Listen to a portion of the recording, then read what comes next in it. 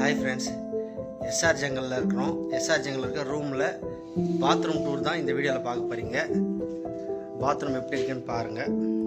நல்லா க்ளீனாக நீட்டாக வச்சுருக்காங்க. அப்பப்போ எஸ்ஆர் ஜங்கல் பீப்புள்ஸ் இதை க்ளீன் பண்ணி சுத்தமாக வச்சுருக்காங்க. ஷிங்க்லாம் கூட பாருங்கள். ஆல்ரெடி நாங்கள் யூஸ் பண்ணிட்டு போனோம். இப்போ நாங்கள் எல்லா ட்ரெக்கிங்லாம் முடிச்சுட்டு பார்க்குறோம்.